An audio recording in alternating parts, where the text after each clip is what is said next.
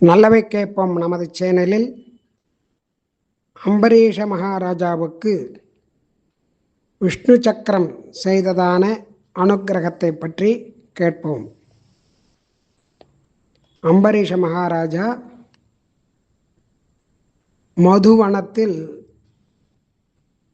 மதுராவில் உள்ள யமுனை கரையில் தங்கி மகாவிஷ்ணுவை நோக்கி தபஸ் செய்கிறார்.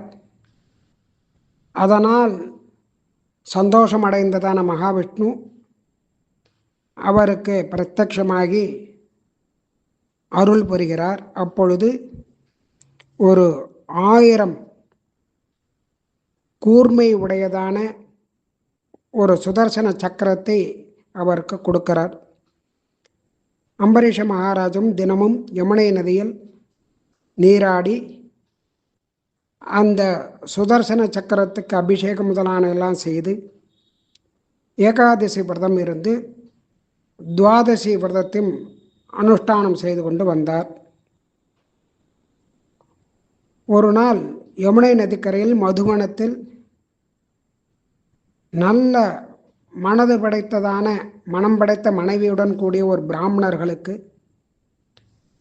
60 கோடி கோதானம் பண்ணி உம்மை ஆராதிக்க 1 வருட காலம் துவாதசி விரதத்தை அனுஷ்டித்தான் அல்லவா என்று நாராயண பட்டத்திரி குருவாயூரப்பனை பார்த்து கேட்கிறார். சத்வாதசி விரதமதோ அப்படின்னு இப்படி செய்து கொண்டு இருக்கும் பொழுது ஒரு நாள் துவாதசி பாரணை காலம் வந்தது. அந்த சமயம் பார்த்து துர்வாச முனிவர் அம்பரீஷனிடத்தில் வந்து நான் துவாதசி பாரணை செய்வதற்காக வருகிறேன் என்று கூறிவிட்டு நான் யமுனைக்கு சென்று நீராடி விட்டு வருகிறேன் என்று சொல்லிவிட்டு சென்று விட்டார். அதாவது அம்பரீஷனை சோதிக்க வேண்டும், பரீட்சை செய்ய வேண்டும் என்பதற்காக துர்வாச முனிவர் நிதானமாக நீராடி தன்னுடைய அனுஷ்டானங்கள் பூஜைகளெல்லாம் முடித்து கொண்டு மெதுவாக வரார். தத்ராத பாரண தினே நியமான் விதாசன் இங்கே கேட்குறார் அழகா நாராயண பட்டத்திரி. சாஸ்திரப்படி அந்த துவாதசி விரதத்தை அனுஷ்டித்து வந்தான் அல்லவா அம்பரீஷ மகாராஜா. முதல் நாள் ஏகாதசி விரதம் பட்டினி உபவாசம் இருந்து மறுநாள் கார்த்தால அந்த சமயத்துக்கு பாரணை பண்ண வேண்டும். அது கடந்து விட்டால் அது தோஷமாகிவிடும் என்று முனிவர் வருவதற்கு காலதாமதமானதால் இவன் அந்த சக்கர தீர்த்தத்துக்கு அபிஷேகம் பண்ணி அந்த தீர்த்தத்தை எடுத்துக்கொண்டு திருத்துழாயும் எடுத்து அந்த பாரணையை முடித்து கொண்டான். அப்பொழுது வந்த துர்வாச முனிவர் ஞான திருஷ்டியால் அதை பார்த்துவிட்டு கோபமடைந்து தன்னுடைய அந்த ஜட்டாமுடியை பிரித்து அதிலிருந்து ஒரு பிசாசு, ஒரு பேயை அவன் மேல் ஏவி விட்டார். கிருத்தியாச்சதாம் அசிதராம் புவனம் தகந்தீம் சலபயன் முனிமன்வதாவீத் அப்படின்னு அந்த பிசாசு கையில் ஒரு பெரிய கத்தியை எடுத்துண்டு அந்த உலக்கையும் எடுத்துட்டு உலகத்தையே எரித்து கொண்டு வருவது போல எதிரே வந்தது.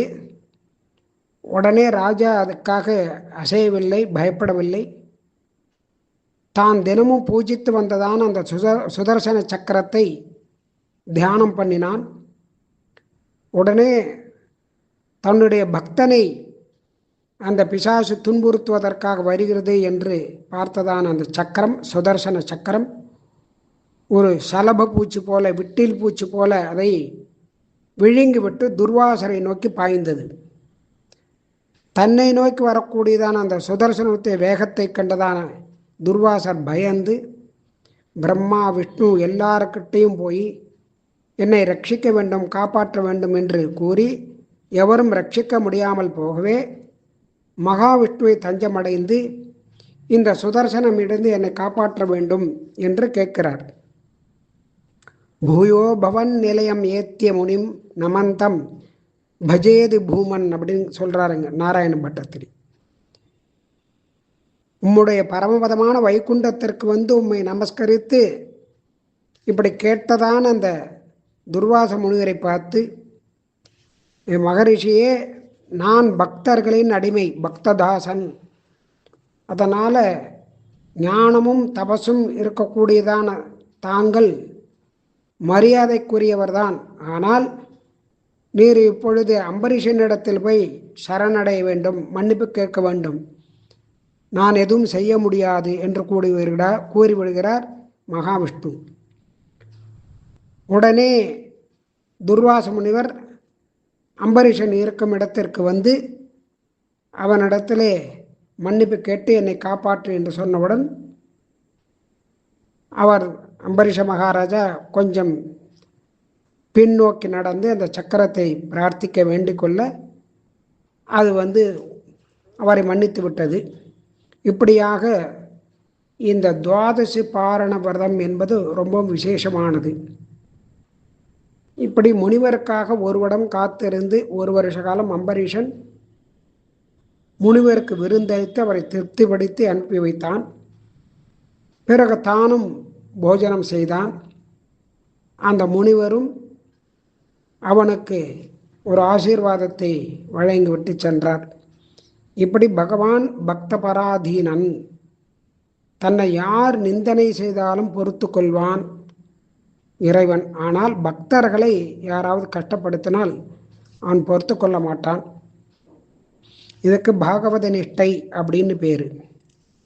இந்த மாதிரி அம்பரீஷ மகாராஜா அந்த சுதர்சன சக்கரத்திற்கு தினமும் யமுனை நதியிலிருந்து தீர்த்தம் கொண்டு வந்து அங்கே அபிஷேகம் பண்ணி ஆராதனம் பண்ணிண்டு வந்ததால் அந்த தீர்த்தத்துக்கு சக்கர தீர்த்தம் என்ற பெயர்.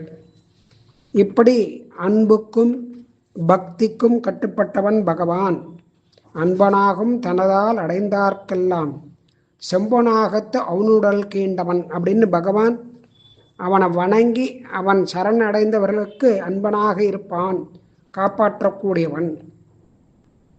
அவனிடத்தில் சரணடையாமல் அவனை நிந்தித்தால், பக்தர்களை கொடுமைப்படுத்தினால், பிரஹ்லாதனுக்காக எப்படி ஒரு நரசிம்ம அவதாரம் எடுத்தானோ அதுபோல் எதிரிகளை அழித்து விடுவான்.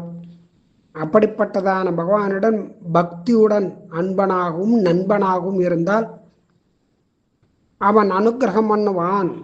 அப்படி இருக்கக்கூடியவன் திருக்கண்டபுரத்து சௌரிராஜ பெருமாள் என்று நமக்கு மெய்யனாகவும் இருப்பான் என்று ஆழ்வார் அனுபவிக்கிறார். இப்படி சக்கர தீர்த்தத்தினுடைய பெருமை.